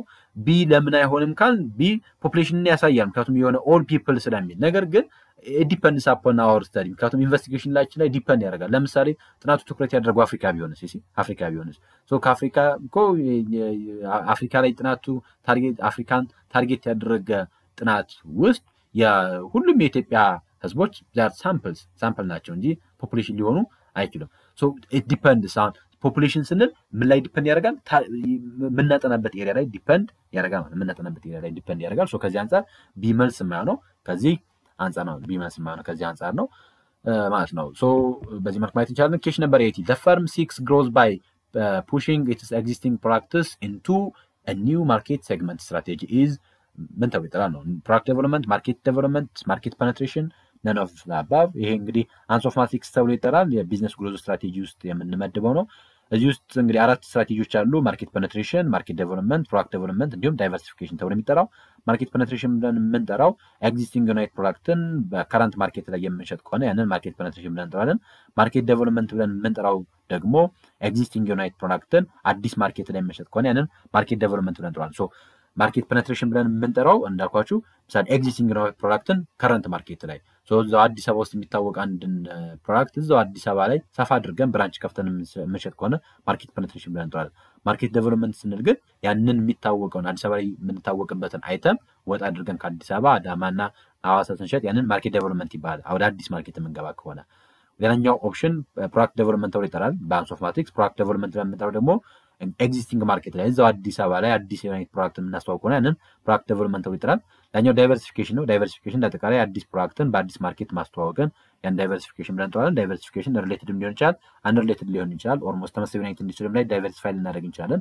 ወር ደግሞ ቶታሊ ወደማናውቀው ዩናይት ኢንዱስትሪም ሄደን አይተሞችን ዳይቨርሲፋይ ልናደርግ እንችላለን። ሶ ከዚህ አንጻር ለጥያቄው መልስ የሚሆነው ማንኛው ነው ስንል ምክንያቱም ጥያቄ ጠይቀው ኤግዚስቲንግ ፕሮዳክትን አዲስ ማርኬት ላይ መሸጥ ስለሆነ ያንን ማርኬት ዴቨሎፕመንት ብለን እንጠራለን ማለት ነው። ሶ መልሱ ቢ ይሆናል ማለት ነው። ኦኬ question number 19 which of the following is an examples of qualitative research? ከሚከተሉት ውስጥ የኳሊታቲቭ ሪሰርች ማንኛው ነው? ኳሊታቲቭ ሪሰርች ማንኛው ነው? A testing the effectiveness of new marketing strategy, B observing and recording human behavior, C analyzing numerical data using statistical techniques, D conducting survey with closed-ended questions. ከዲን ነሳ ምሳሌ በክሎዝ ኢንዲኬሽን ዳታን ኮንዳክት ስናደርግ ሞስትሊ ይሄ ምን ይሆናል? ኳንታቲቭ ይሆናል። ይሄን ያክል ፐርሰንት እንደዚህ ያለ ይሄን ያክል ፐርሰንት እንደዚህ ያለ ሶ ኳንታቲቭ በሆነ አይነት መንገድ አናላይዝ ማድረግ ይቻላል። ሶ ዲ መልስ አይሆንም ቢኮዝ ኳሊታቲቭ ስለሚል። ሲ አናላይዚንግ ኒውሜሪካል ዳታ ሶ ይሄኛውም ኳንቲታቲቭ ነው። ኤንን መከ ቴስቲንግ ዘ ኢፌክቲቭነስ ኦፍ ኒው ማርኬቲንግ ስትራቴጂ ሶ አንድ ማርኬቲንግ ስትራቴጂ ኢፌክቲቭነሱን ቴስት ለማድረግ ይሄኛውን ቤዚካሊ ኳንቲታቲቭ በሆነ አይነት መካን ምክንያቱም ይሄን ያክል ፐርሰንት ሼር ይዘናል፣ ይሄን ያክል ፐርሰንት ትርፍ አትርፈንበታል፣ ይሄን ያክል ፐርሰንት ስንል ኦር በይሄን ያክል ብር አግኝተንበታል፣ እንደዚህ ተደራሽ መሆን ይችላል፣ ይሄን ያክል አይተሞች መሸጥ ይችላል ምናምን እንላለን። ሶ አዲስ የሆነ አይነት ማርኬቲንግ ስትራቴጂያችን ኢፌክቲቭነስ ቴስት ስናደርግ ቤዚካሊ ኳንቲታቲቭ በሆነ አይነት ሜካኒዝም ነው የምንከውነው። ሶ ኳሊታቲቭ አይነት ሪሰርች ማንኛው ነው ስንል ቢ ይሆናል ማለት ነው። ኳሊታቲቭ ሪሰርች ብለን የምንጠራው እንደጠቃላይ ኢት ፎከስ ኦን ዲስክራይቢንግ ሲቹዌሽን ሶ የሆነ ሲቹዌሽን ዲስክራይብ ማድረግ ላይ ኢቨንትን ወይ አንድን ችግርን የበለጠ ዲስክራይብ ማድረግ ላይ ፎከስ የሚያደርግ ነው ራዘር በነምበር ኮሚዩኒቲ። ስለዚህ ፊሊንግን ኦፒኒየንን የበለጠ የሚያጠና ሲሆን ያንን ኳሊታቲቭ ብለን እንጠራዋለን ማለት ነው። ሶ የአንድን የሰዎች ባህሪን ሪከርድ ማድረግና ኦብዘርቭ ማድረግን ኳሊታቲቭ ሪሰርች ብለን እንጠራዋለን ማለት ነው። ናይስ። ወደ ቀጣዩ ጥያቄ እንምጣ። Question number 10. From the following, which one is an element of internal environment? So ከሚከተሉት ውስጥ የኢንተርናል environment of HR የሚሆነው ማንኛው ነው? ሶሺዮ-ካልቸራል ፋክተር፣ ዲስትሪቢዩተር፣ ኤምፕሎይ፣ ሰፕላየር። የቀላል እንግዲህ በኢንቫይሮንመንት ውስጥ ኢንተርናል እና ኤክስተርናል አለ። ኢንተርናል ብለን የምንጠራው ዊዝን ፈርም ያለው ነው። ኤክስተርናል ብለን የምንጠራው ደግሞ አውትሳይድ ኦፍ ዘ ፈርም ያለው ነው። ሶ ኢንተርናል የሆነ ማንኛው ነው ስንል ኤምፕሎይ የሚል ይሆናል ማለት ነው። ሌሎቹ ሰፕላየር፣ ዲስትሪቢዩተር እና ሶሺዮ-ካልቸራል ብለን የምንጠራቸው ኤክስተርናል የሆኑ ፎርስ ናቸው። እዛ ኤክስተርናል ውስጥ እንግዲህ ማክሮ እና ማይክሮ ተብሎ የሚጠራሉ፣ ግን እንዳጠቃላይ ኤሲዲ ኤክስተርናል ውስጥ የምናገኛቸው ናቸው። ኤቢዲ ኤክስተርናል ውስጥ የምናገኛቸው ሲሆኑ ኤምፕሎይ ብለን የምንጠራው ግን ኢንተርናል ኢንቫይሮንመንት ነው።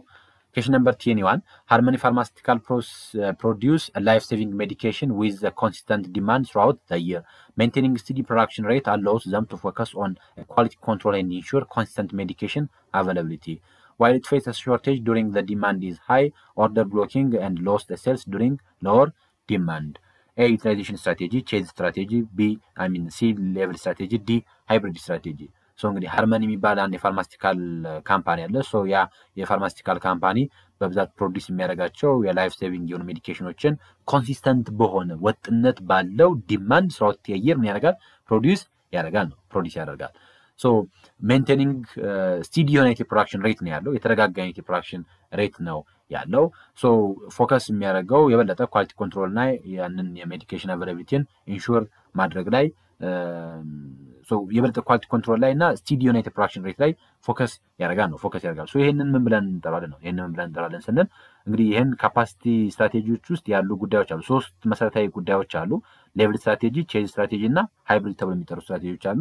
ሌቭል ስትራቴጂ ብለን የምንጠራቸው እንግዲህ ኮንስታንት በሆነ አይነት ሬት ኢቭን ኢፍ ዲማንድ ፍላክቹዌት እንኳን ቢያደርግም እኛ ኮንሲስተንት በሆነ መንገድ ፕሮዲስ የምናደርግ ከሆነ ሌቭል ስትራቴጂ ተብሎ ይጠራል። ሶ ስቴብል ዩናይት የወርክ ፎርስ ስቴብል የሆነ አይነት ኢንቨንተሪን ሜንቴን አድርገን የምንቀጥል ከሆነ ያንን ሌቭል ስትራቴጂ ብለን እንጠራዋለን። በጣም ብዙ ሪስኮች አሉት ሌቭል ስትራቴጂ፣ ባክሎግ፣ ሃይ ዩናይት ኢንቨንተሪ ኮስት ምናምን ብለን የምንጠራቸው እዚህ ጋር የተጠቀሱት። የዚህ ጥያቄ መልስ የሚሆነው ሲ ነው። ሌቭል ስትራቴጂ ነው የምንጠራው። ቼዝ ስትራቴጂ ብለን የምንጠራው ምንድነው ስንል ይሄ አጀስት የምናደርግ ከሆነ ያ ማለት አይተሞቹ ምሳሌ አሁን ሌቭል ስትራቴጂ ሲሆን ሁሌ በየወሩ ፕሮዲስ የሚያደርገው አይተም ተመሳሳይ ነው የሚሆነው። ቼዝ ሲሆን ግን ምን ያደርጋል? አጀስት ያደርጋል። የሆነ በጣም ብዙ በሚፈልግበት ጊዜ 200 ያመርትና በማይፈልግበት ጊዜ 50 ብቻ ፕሮዲስ ሊያደርግ ይችላል። ቼዝ ስትራቴጂ ብለን የምንጠራው ያን ነው። ሃይብሪድ የሌቭል እና የቼዝ ስትራቴጂ ድቅል ውጤት ነው ማለት ነው። ሁለቱም ኮምባይን ሲያደርግ ነው ሃይብሪድ ስትራቴጂ ብለን የምንጠራው። ለዚህኛው ጥያቄ መልስ የሚሆነው ግን ሌቭል ስትራቴጂ ነው። ምክንያቱም አንደኛ ኮንሲስተንት የሆነ ዲማንድን ኮንስተንት የሆነ አይነት ሜዲኬሽን ፕሮዲስ የሚያደርገው ከዛ ሜንቴን ስቲዲ ፕሮዳክሽን ሬት ብሎ ነው የሚጠራው። ስቲዲ የሆነ ፕሮዳክሽን ሬት ነው ሜንቴን አድርጎ ያስቀጠለው። ከዚህ አንጻር ያንን ኳሊቲ ሌቭል ስትራቴጂ ብለን እንጠራለን። ዛ አንሰር ቢ ሲ ይሆናል ማለት ነው። ኩዌስችን ነምበር 22 ቶታል ኳሊቲ ማኔጅመንት ኢዝ a management approach that emphasizes A. Continuous improvement and customer focus. B. Maximizing employee turnover. C. Reducing market competition. D. Minimizing customer satisfaction. እንግዲህ ቶታል ኳሊቲ ማኔጅመንት ምንድነው ስንል ቶታል ኳሊቲ ማኔጅመንት ብለን የምንጠራው እንዳጠቃላይ አንድ ኳሊቲ ውስጥ ያለ አስፔክት ነው። ያም የኳሊቲ አስፔክት የበለጠ ቶታል ኳሊቲ ማኔጅመንት ብለን የምንጠራው ይሄ ሆሊስቲክ የሆነ ኮንቲኒየስ የሆነ ኳሊቲ ኢምፕሩቭመንት ላይ ኢንጌጅ የሚያደርግን የኳሊቲ አስፔክት ነው ቶታል ኳሊቲ ማኔጅመንት ብለን የምንጠራው። ዲ መልስ መሆን አይችልም። የከስተመር ሳቲስፋክሽን ሚኒማይዝ ያደርጋል የሚለው ምክንያቱም ኳሊቲ ማኔጅመንት ቶታል ኳሊቲ ማኔጅመንት ዓላማው ከስተመር ሳቲስፋክሽን ማምጣት ስለሆነ ሲም መልስ አይሆንም። ሪዲዩሲንግ ማርኬት ኮምፒቲሽን ብለን የምንጠራው ምክንያቱም ቶታል ኳሊቲ ማኔጅመንት ብለን የምንጠራው በየጊዜ ኳሊቲን ኢምፕሩቭ ስለምናደርግ የበለጠ ማርኬትም ላይ ኮምፒቲቲቭ ሆነን እንድንቆይ ያደርገናል። ቢ ማክሲማይዚንግ ኤምፕሎይ ተርኖቨር የሚለው መልስ ሊሆን አይችልም። ምክንያቱም ቶታል ኳሊቲ ማኔጅመንት አንዱ አፕሮች ኤምፕሎይን ኤምፓወር ማለት ነው። ሰራተኞችን ኤምፓወር የምናደርግ ከሆነ ደግሞ ሰዎች ያልቁን። ቶታል ኳሊቲ ማኔጅመንት ትክክለኛ መልስ የሚሆነው ኤ ይሆናል ማለት ነው። ኮንቲኒየስ ኢምፕሩቭመንት ኤንድ ከስተመር ፎከስ የሚለው ማለት ነው። ኩዌስችን ነምበር 23 the selection criteria that measures person strength, dexterity and coordination. ከሚከተሉት ውስጥ የአንድን ግለሰብ ጥንካሬ ዴክዘሪቲ እና ኮኦርዲኔሽንን ቴስት የምናደርግበት የሴሌክሽን ክራይቴሪያ ምን ተብሎ ይጠራል ነው። እንግዲህ በሰሌክሽን ሂደት ውስጥ ከሚከወኑት ውስጥ አንዱ የኢምፕሎይመንት ቴስት ነው። ሶ ኢምፕሎይመንት ቴስት ውስጥ የምንከውናቸው ጉዳዮች አሉ። የአፕቲቲዩድ ቴስት ይኖራል። ያ የግለሰቦችን የቨርባል ሪዝኒንግ፣ ኒሜሪካል ሪዝኒንግ ናቸው። የሎጂካል ኮንቴክስታቸውን የምንመለከትበት፣ ስፒዳቸውን ቴስት የምናደርግበት የአፕቲቲዩድ ቴስት አለ። ከዛ በተጨማሪ የጆብ ኖሌጅ እና የፕሮፊሽንሲ ቴስት ተብሎ የሚጠራለ። ጆብ ኖሌጅ በመጣው እንደአጠቃላይ የቴዎሬቲካል ዩናይት ኖሌጅን ፕራክቲስ ማድረግ ይችላሉ የሚለውን ሃንዶን የዩናይት አክቲቪቲዎችን መከወን ይችላሉ የሚለውን ከፕሮፊሽንሲ እና ስኪል ቴስት ውስጥ እንከውነዋለን እናየዋለን። ዳኛው የኢንተረስት ቴስት ብለን የምንጠራው የአንድ ግለሰብ ያንን ስራ ለመስራት ኢንተረስት አለ ወይስ የለውም ወይ የሚለውን ቴስት የምናደርግበት የቴስት አይነት ነው። ፐርሶናሊቲ እና የኢንቴግሪቲ ቴስት አለ። ግለሰቦችን ያላቸውን ፐርሶናሊቲ ቴስት የምናደርግበት፣ ምክንያቱም ከስራው አንጻር ያላቸው ስብዕና ይሄዳል ወይስ አይሄድም ወይ የሚለውን ቴስት የምናደርግበት። ኢሞሽናል ኢንቴሊጀንስ ቴስት አለ። ኮግኒቲቭ ኤቢሊቲ ቴስት ተብሎ የሚጠራ አለ። በዛ ወቅት ደግሞ የሳይኮሞተር ቴስት ተብሎ የሚጠራ አለ። ሳይኮሞተር ብለን የምንጠራው የአንድን ግለሰብ ፊዚካል የሆነውን ኮኦርዲኔሽን ስትሬንግዙን ቴስት የምናደርግበትን መካኒዝምን ሳይኮሞተር ቴስት ተብሎ ይጠራል። ሳይኮሞተር ስንል እንዳጠቃላይ አንድ ግለሰብ ያለውን ፕሪሲሽን፣ ያለውን ዴግዘሪቲ፣ ያለውን ፊዚካል የሆነውን ስትሬንግዙን ቴስት የምናደርግበትን የሳይኮሞተር ቴስት ተብሎ ይጠራል። ሳይኮሞተር ቴስት ተብሎ ይጠራል ማለት ነው። ከዚህ አንጻር ለዚህ ጥያቄ መልስ የሚሆነው ዲ ይሆናል ማለት ነው። ሳይኮሞተር ቴስት ይሆናል ማለት ነው። Question number 24. As a manager, you are twisting factors to make them more attractive.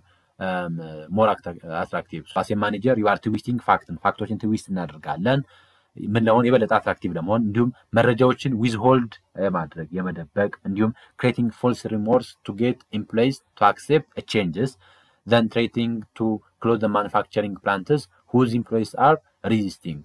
Such methods of dealing with resistance to change is implementing change fairly, B, building support and commitment, C, manipulation and corruption, D, communication and participation. ይሄ እንግዲህ ያው ቼንጅ በሚከወንበት ጊዜ በተቋም ውስጥ ቼንጅን ሪዚስት ይደረጋል እንደምታውቁት። ቼንጅን ሪዚስት የሚያደርጉ ግለሰቦች በሚገጥሙን ጊዜ what shall we do ስንል 6 መንገዶች አሉ ሪኮመንድ የሚደረጉ ቼንጅን ዲል እንድናደርግባቸው። የመጀመሪያው ኤዱኬሽን ኤንድ ኮሚኒኬሽን ተብሎ ይጠራል። ሰዎችን ኤዱኬት ማድረግ ኮሚኒኬት ማድረግ አንዱ መንገድ ነው ተብሎ ይጠራል። ሌላኛው ፓርቲሲፔሽን ኤንድ ኢንቮልቭመንት ተብሎ ይጠራል። ፓርቲሲፔሽን ኤንድ ኢንቮልቭመንት ለምንጠራው ግለሰቦችን በዛ የቼንጅን ሂደት ውስጥ ፓርቲሲፔት ማድረግ ኢንቮልቭ ማድረግ አንዱ መንገድ ነው። ሌላኛው የፋሲሊቴሽን ኤንድ ሰፖርት ነው። ሰዎችን መደገፍ ሰፖርት ማድረግ ቼንጁ ኢምፕሊመንት በሚደረግበት ጊዜ። ሌላኛው ቼንጅ የሚገጥመውን ሬዚስታንስ ለመቀነስ ሪኮመንድ ይደረጋል። ሌላኛው ኔጎሽዬሽን ኤንድ አግሪመንት ነው። ከሰዎች ጋር መደራደር አግሪ ማድረግ፣ ሰዎች ያንን የሚከውል ከሆነ ኢንሰንቲቭ ለማድረግ ኔጎሽዬሽን ኤንድ አግሪመንት ተብሎ ይጠራል። ሌላኛው ማኒፑሌሽን ኤንድ ኮሂቢሽን ተብሎ ይጠራል። ይሄኛው ኢንዳይሬክት በሆነ አይነት መንገድ ኢንፍሉዌንስ የምናደርግበት፣ ኢንዳይሬክት በሆነ አይነት መንገድ ሰዎችን ኢንፍሉዌንስ የምናደርግበት፣ የምናጭበረብርበት፣ የምናውጨለጭልበት ማለት ይቻላል። መረጃዎችን ዊዝሆልድ በማድረግ ፎልስ ሪሞሮችን ክሬት በማድረግ የትዊስት ፋክቶችን ትዊስት በማድረግ የምንጠቀመው አይነት ሲሆን ያንን ማኒፑሌሽን ተብሎ ይጠራል። ማኒፑሌሽን ተብሎ ይጠራል ማለት ነው። ማኒፑሌሽን ተብሎ ይጠራል። ሌላኛው ኮርስ የምናደርግበት መካኒዝምም ይኖራል። ኮርስ የምናደርግበት ብለን የምንጠራው ደግሞ እንደአጠቃላይ ሰዎችን ኦርደር የምናደርግበት ያን የማይከውኑ ከሆነም የምናባርርበት አይነት መካኒዝም ነው። እዚህ ውስጥ አሁን አንደኛ ሁለት ኤ መልስ አይሆንም። ኢምፕሊሜንቲንግ ቼንጅ ፌርሊ ከዛ ጋር የተገናኘ ጉዳይ የለውም። ሰፖርት እና ኮሚትመንትም የለውም። ዲም የለም። ኮሚኒኬሽን ኤንድ ፓርቲሲፔሽን ዳንሰር ውድ ቢ ሲ ነው የሚሆነው። ማኒፑሌሽን ኤንድ ኮሂቢሽን ብለን የምንጠራው አክቹዋሊ ኮየርሲቭም አለው። ኤንድ ብሎ ትሬትን ያደርጋል ሲሉ እዛ ውስጥ ኮየርሽን አለ። ነገር ግን ከላይ ያለው አሴ ማኔጀር ብሎ ፋክቶችን ትዊስት የምናደርግ ከሆነ መረጃዎችን ዊዝሆልድ የምናደርግ ከሆነ ፎልስ ዩናይት ሩሞሮችን ክሬት በማድረግ ኢንዳይሬክት በሆነ መንገድ ሰዎችን ኢንፍሉዌንስ ጥረት የምናደርግ ከሆነ we are manipulate እያደረግን ነው ማለት ነው። ከዚህ አንጻር ዳንሰር ውድ ቢ ሲ ይሆናል ማለት ነው። Question number 25 which one of the following is the nature of service? ከሚከተሉት ውስጥ የሰርቪስ ኔቸር የሆነው ማንኛው ነው? የሰርቪስ መገለጫ የሆነው ማንኛው ነው? እንግዲህ ሰርቪስ ምን አይነት መገለጫ አለው ስንል ሰርቪስ መሰረታዊ መገለጫ ባህሪዎቹ አንደኛው ኢንታንጂብል መሆን ነው። ሰርቪስን አናየውም፣ ተች አናደርገውም፣ ቴስት አናደርገውም። በተለይ ከመግዛታችን በፊት ምንም አይነት ነገር አይኖርም። ለምሳሌ ማለት ፀጉራችንን ከመስተካከላችን በፊት ምን ልንመስል እንደምንችል አናውቀውም። ፕሬዲክት የምናደርገው ነገር ሊኖር ይችላል፣ ግን ሰርቪስ ታንጂብል አይደለም። ልክ እንደ ጫማ አይተኑ ምናምን በቃ የምናደርገው ነገር አይደለም። ማንዳስሰው ስሜል የማናደርገው ተች የማናደርገው ነገር ነው ሰርቪስ ስለሆነ፣ አገልግሎት ስለሆነ፣ አክት ስለሆነ፣ ፐርፎርም የሚደረግ ነገር ስለሆነ ሰርቪስ ሌላኛው ኢንሰፓሬብል መሆኑ ነው። ኮንሱም የሚደረገውም ፕሮዲስ የሚደረገውም ሳይመልታኒየስ መሆኑ ነው። ለምሳሌ የሆነ ቦታ ላይ የዋና አገልግሎት የምትፈልጉ ከሆነ እዛው የዋና ገንዳ ያለበት ቦታ ድረስ መሄድ መቻል ይጠበቅባቸዋል። ያኛው ሰርቪስ ቫሪያብል ነው። ያ ማለት ይለያያል። አንደኛ ሰርቪሱ እንደሚሰጠውም እኛም እንዳለንበት ኮንቴክስት ሰርቪስ ቫሪ ያደርጋል። ቫሪያቢሊቲ። ያኛው ሰርቪስ ፐርሼብል ነው። ያ ማለት ሰርቪስን ስቶር ማድረግ አንችልም። ሰርቪስን ስቶር ማድረግ አንችልም። ለበኋላ ብለን ማስቀመጥ አንችልም። ለበኋላ ብለን ማስቀመጥ አንችልም። የዋና አገልግሎት ለማግኘት ከሄድን ያንን የዋና አገልግሎት ተጠቅመን ነው የምንመጣው እንጂ ደሞችን ማስኪ ለበኋላ ወይ ቤት ወስጄ ደግሞ ተጠቅማት ምናምን አንልም። ሰርቪስ ፐሪሽ ያደርጋል። ላኛው የሰርቪስ ላይ የከስተመር ኮንታክት አለው ወይ ደግሞ ዩዘር ፓርቲሲፔሽን ብለን የምንጠራው ደንበኞች ኢንቮልቭ ያደርጋሉ። በዚህ መንገድ አስተካክለኝ እንደዚህ አድርገኝ ይባላል። ላኛው ላክ ኦፍ ኦነርሺፕ ነው። ሰርቪስ ውስጥ ኦነርሺፕ አይኖርም። ሰርቪስን ትጠቀሙታላችሁ እንጂ ሰርቪስን ሆን አታደርጉትም ይባላል። ከዚህ አንጻር የሰርቪስ ኔቸር ማንኛው ነው ሲል ላንሰር ቢ ይሆናል ማለት ነው። ናይስ። ኩዌስችን ነምበር 26 እየጨረስን ነው። ኩዌስችን ነምበር 26 control is essential at all levels of organization. This can be described through backward looking, continuous process, pervasive function, forward looking. እንግዲህ ከሚከተሉት ውስጥ የሰርቪስ ኔቸር ሁሉም የሰርቪስ ኔቸር ናቸው። ነገር ግን control is essential at all organization የሚለው ግን ማንኛውን የበለጠ ዲስክራይብ የሚያደርገው ነው። እነዚህ በሙሉ የሰርቪስ ኔቸሮች ናቸው። ነገራችን ኔቸርስ ኦፍ ኮንትሮሊንግ የኮንትሮሊንግ ማለት ነው። እነዚህ የኔቸርስ ኦፍ ኮንትሮሊንግ ተብሎ ይጠራሉ። ኮንትሮሊንግ ውስጥ እንግዲህ ኔቸር አሉ። አንዱ ጎል ዳይሬክትድ መሆኑ ነው። ኔቸር ኮንትሮሊንግ ብለን የምንጠራው ጎል ዳይሬክትድ ነው። ጎል ላይ ዲፐንድ ያደርጋል። ጎል ዳይሬክትድ ነው። የኦርጋናይዜሽናል ሪሶርሶችን ተጠቅሞ የበለጠ ጎልን አቺቭ ማድረግን ያንን ኢንሹር ማድረግ ላይ የበለጠ ትኩረት ያደርጋል። ላኛው ኮንትሮሊንግ ኮንቲኒየስ ፕሮሰስ ነው። ስቶፕ የሚያደርግ አይደለም። እንዳጠቃላይ ፐርፎርማንስ ሞኒተር የምናደርግበት በየጊዜው ኢምፕሩቭ እያደረግን የምንሄድበት ነው። ኮንቲኒየስ የሆነ ፕሮሰስ ነው። ሌላኛው ኮንትሮሊንግ ፎርዋርድ እና ባክዋርድ ሉኪንግ ይባላል። አክቹዋል ፐርፎርማንሱን ከረንት ፐርፎርማንስ ጋር ኮምፔር እያደረገ ፎርዋርድ እና ባክዋርድ ሉኪንግ አለው። ፎርዋርድ እና ባክዋርድ ሉኪንግ አለው። ሌላኛው ኮንትሮሊንግ ፐርቫሲቭ ተብሎ ይጠራል ወይም ደግሞ ዩኒቨርሳል ፋንክሽን ይባላል። ያ ማለት ኮንትሮሊንግ ኢዝ ኒድድ አት ኦል ማኔጅመንት ሌቭልስ ኤንድ ኢን ኦል ታይፕስ ኦፍ ኦርጋናይዜሽን ይባላል ዌዘር ኢትስ ቢዝነስ ኦር ነን ቢዝነስ። ስለዚህ የበለጠ ኮንትሮል ኢዝ ኢሴንሻል ኢን ኦል ሌቭልስ ኦፍ ኦርጋናይዜሽን የሚለው የሚያሳየውን ፕሪቫሲቭ ፋንክሽን የሚለው ሲ የሚለው ኦፕሽን ነው ማለት ነው። ኩዌስችን ነምበር 27 የመጨረሻው ጥያቄ እንመልከት። ፍሮም ዘ ፎሎዊንግ ዋን ኢዝ ኖት ትሩ አባውት ፓወር። ከሚከተሉት ስለ ፓወር የተሳሳተ የሆነው ማንኛው ነው? ፎልስ የሆነው ማንኛው ነው? ኤ ፓወር ኢዝ ፐርሰናል ኢት ኤግዚስትስ ቢኮዝ ኦፍ ፐርሰን። ፓወር ፐርሰናል ነው፣ በፐርሰን አማካኝነት ኤግዚስት ያደርጋል ይላል። ትሩ ነው። ቢ ፓወር ኢዝ ራይት ቱ አክት ኦር ቱ ጊቭ ኦርደር ኮማንድ ኦር ዲፕሎይ ሪሶርስ ኢን አን ኦርጋናይዜሽን። ቱ ሰም ኤክስተንት ያ እስቲ ሌሎችን ኦፕሽኖችን እንመልከት። ፓወር ኢዝ ሶርስድ ፍሮም ቦዝ ፖዚሽናል ኤንድ ፐርሰናል። ፓወር ከፖዚሽንም ከፐርሰንም ምን ያደርጋል? ሶርስ ያደርጋል። ይህም ሲም ትሩ ነው። ዲ ፓወር ኢዝ ዘ ኤቢሊቲ ቱ ኤግዘርት ኢንፍሉዌንስ ኢን አን ኦርጋናይዜሽን። ዲም ትሩ ነው። ከማንኛው መልስ ይሆናል ስንል ፎልስ የሆነው ማንኛው ነው ስንል ቢ ነው ማለት ነው። ቢኮዝ ቢ ኢዝ ከፓወር ይልቅ ቢ የአውቶሪቲ definition የተቀመጠው because authority is a formal and legal right granted to a person to make a decision, issue, command and direct others ተብሎ ይጠራል። የአውቶሪቲ ነው the right to act ነው አውቶሪቲ ብለን የምንጠራው the right to act ብለን እንጠራዋለን። ኦርደር የምናደርግበት ኮማንድ የምናደርግበትን ያንን አውቶሪቲ ብለን እንጠራዋለን። አውቶሪቲ ተብሎ ይጠራል። ፓወር ኢዝ ሞር ኤቢሊቲ ነው። ፓወር እንደ ራይት አለም ኮንሲደር የሚደረገው ፓወር እንደ አንድ ኤቢሊቲ ነው ኮንሲደር የሚደረገው። ግለሰቦችን ኢንፍሉዌንስ የምናደርግበትን መንገድ ነው ፓወር ብለን የምንጠራው። አክቹዋሊ ከፓወሩ የፓወር ብዙ አይነት ሶርሶች አሉት። ከዛ ሶርሶች ውስጥ አንዱ እንግዲህ ፖዚሽናል ዩናይት ፓወር እና የፐርሰናል ዩናይት ፓወር አለ። ፖዚሽናል ፓወርስ ደግሞ የምንመለከተው አንዱ ኦቶሪቲ ሊሆን ይችላል። ግን የበለጠ ኦቶሪቲ ብለን የምንጠራው ወደ ምን ይቀርባል? ወደ ራይት ይቀርባል። ፓወር ኢት ሪፈርስ ቱ ዘ ኢንዲቪጁዋል ፐርሰናል ኤቢሊቲ and also ability ላይ ዲፔንድ የሚያደርግ to influence others to act or refrain ተብሎ ይጠራል። በብዛት ኢንፎርማል የሆነ እና ኢንዲፔንደንት ዩናይት ኔቸር ያለው ከአንድ ግለሰብ ካሪዝማ፣ ከአንድ ግለሰብ ስታተስ፣ ከአንድ ግለሰብ ኖሌጅ፣ ከአንድ ግለሰብ ኤክስፐርቲዝ እንዲሁም አንድ ግለሰብ ካለው የፖዚሽንም የሚመነጭ ነው። ቤዚካሊ ፓወር ግለሰቦች በተለያየ ኮንቴክስትም ግራንት የሚያደርጉትም የሚያገኙትም ነገር ነው ፓወር በምንለው። ቢ የበለጠ ይጠባል። ፓወርን የበለጠ ብቻውን ኤክስፕረስ አያደርግልንም። ከዚህ አንጻር ቢ መልስ አይሆንም ቢኮዝ ቢ እንደነገርኳችሁ የአውቶሪቲ ስለሆነ የአውቶሪቲ ነው የሚገልጸው ምክንያቱም ኦርደር የማድረግ ኮማንድ የማድረግ በተቋም ውስጥ ያለ ሪሶርስን ዲፕሎይ የማድረግ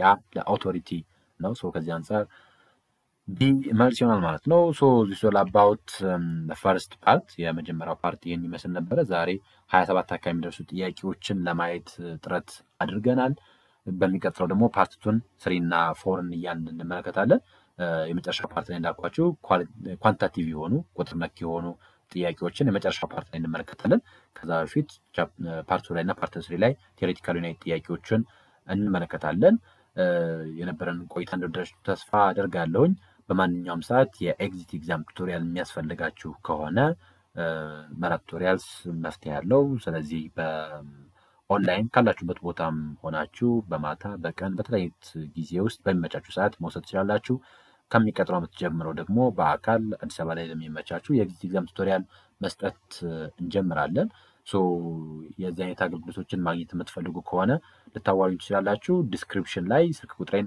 አስቀምጥላችኋለሁ የቴሌግራም ሊንክ ማስቀምጥላችኋለሁ ሶ በዛ የቴሌግራም ሊንክም ታወሩኝ ደውላችሁ ልታወሩኝ ትችላላችሁ ስለነበረን ቆይታ ከልብ አመሰግናለሁ በድጋሜ ይህ ቪዲዮ ብዙዎች ጋር መድረስ እንዲችል ሼር ማድረጋችሁን እንዳትረሱ ሶ በቀጣይ ፓርት 2 ቪዲዮን በቅርብ እለቃለሁ ቴንክ ዩ በድጋሜ መልካም ጊዜ ይሁንላችሁ